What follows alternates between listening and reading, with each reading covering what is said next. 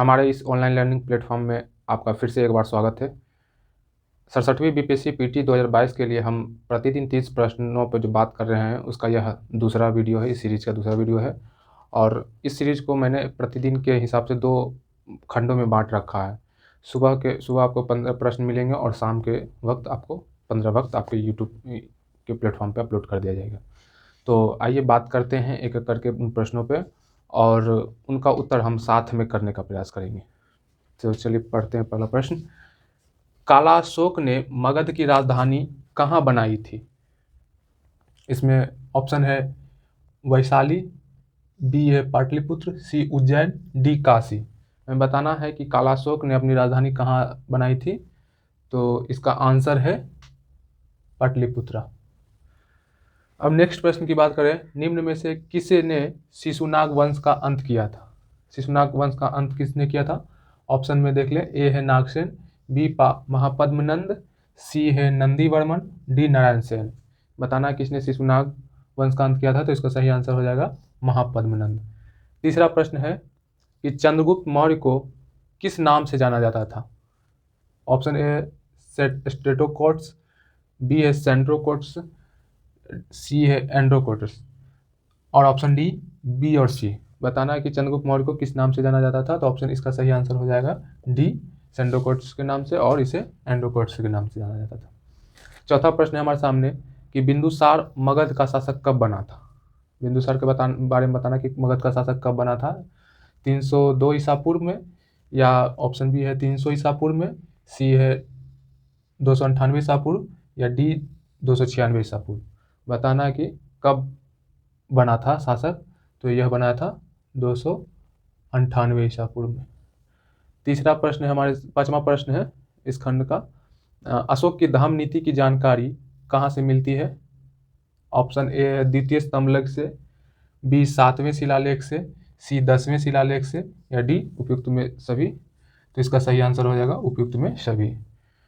छठा प्रश्न पे देखें, निम्न में से किस रचना से शुंग वंश की जानकारी मिलती है? शुंग वंश की जानकारी हमें किस रचना से मिलती है? ए है ऑप्शन मेघदूत, बी मालविकाग्निमित्र, सी महाभास, या डी बी और सी दोनों। क्या इसका आंसर होगा? इसका दोनों होगा, बी और सी, मालविकाग्निमित्र से भी और महाभास से भी इसकी जानकारी मिलती है। फिर अगला प्रश्न है कि पुष्यमित्र शुंग ने किसके आक्रमण से मगध की रक्षा की थी? पुष्यमित्र शुंग के बारे में बताना है कि किसके आक्रमण से उसने मगध की रक्षा की थी। ऑप्शन ए है डचों के आक्रमण से, बी चीनियों के आक्रमण, सी ईरानियों, या डी यवनों। तो इसका सही आंसर हो जाएगा यवनों के आक्रमण से इसने रक्षा की थी। अगला प्रश्न बात कर लें कि किस संहिता में पाटलिपुत्र पर यवनों यूनानियों को कहा जाता है, यूनानियों के आक्रमण का उल्लेख है? मतलब किस संहिता में पाटलिपुत्र पर यवनों का आक्रमण हुआ था उसका उल्लेख मिलता है? ऑप्शन ए है चरक संहिता, बी भृगु संहिता, सी गार्गी संहिता, या डी ब्राह्मण संहिता। किस पे से पता चलता है ये? तो हमें इसका उल्लेख मिलता है गार्गी संहिता से। सही आंसर हो जाएगा सी। फिर अगला प्रश्न है कि 9वां प्रश्न कि किस शासक से श्रीलंका के राजा मेघवर्मन ने गया में एक बौद्ध मठ स्थापित करने की अनुमति मांगी थी? बताना है कि किस शासक से श्रीलंका के राजा मेघवर्मन ने गया में एक बौद्ध मठ स्थापित करने के लिए अनुमति मांगी थी। ऑप्शन ए है चंद्रगुप्त प्रथम, बी कालाशोक, सी समुद्रगुप्त, या डी कुमारगुप्त। तो इसका सही आंसर हो जाएगा समुद्रगुप्त। ऑप्शन सी इसका सही आंसर है। फिर अगला प्रश्न है कि चीनी यात्री फाहियान कितने समय तक पाटलिपुत्र में रहा था? बताना है कि फाहियान जो आया था चीनी यात्री, वह कितने समय तक पाटलिपुत्र में रहा था? इसका ऑप्शन ए है 6 महीने, बी है 1 साल, सी 3 साल, या डी 14 महीने। तो इसका सही आंसर हो जाएगा 3 साल, ऑप्शन सी। फिर नेक्स्ट प्रश्न है कि किस शासक ने ओदंतपुरी यानी बिहार शरीफ में एक बौद्ध विहार की स्थापना करवाई थी? तो किस शासक ने करवाई थी? ऑप्शन ए है गोपाल, बी धर्मपाल, सी देवपाल, या डी नयपाल। तो इसका सही आंसर हो जाएगा गोपाल ने करवाई थी। फिर नेक्स्ट प्रश्न है कि किसके शासनकाल को मिथिला का स्वर्ण युग कहा जाता है? हमें बताना है कि किसके शासनकाल को मिथिला का स्वर्ण युग कहा जाता है। ऑप्शन ए है कर्नाटक, बी मौर्य, सी शुंग, या डी कण्व। किसके शासनकाल को कहा जाता है मिथिला का स्वर्ण? तो इसका ऑप्शन सही हो जाएगा ए आंसर, कर्नाटक के शासन को मिथिला का स्वर्ण युग कहा जाता है। फिर 13वां प्रश्न है हमारे सामने कि बख्तियार खिलजी ने बिहार एवं बंगाल को जीतकर कहाँ राजधानी बनाया था?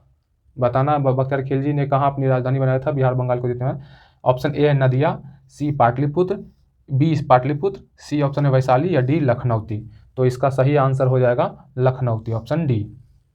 14वां प्रश्न है कि बिहार को दिल्ली सल्तनत के अधीन करने वाला प्रथम सुल्तान था कौन? किसने बिहार को दिल्ली सल्तनत के अधीन किया था? ऑप्शन ए है इल्तुतमिश, बी बलवन, सी ऐबक, या डी रजिया सुल्तान। तो इसका सही आंसर हो जाएगा ए इल्तुतमिश। फिर 15वां प्रश्न और इस खंड का अंतिम प्रश्न होगा। हमने पहले बताया था कि इस खंड का अगले 15 प्रश्न आपको शाम में फिर अपलोड कर दिया जाएगा। 15वां प्रश्न है कि तुगलक काल में बिहार की राजधानी थी, बिहार की राजधानी बतानी है कि तुगलक काल में बिहार की राजधानी कहाँ थी।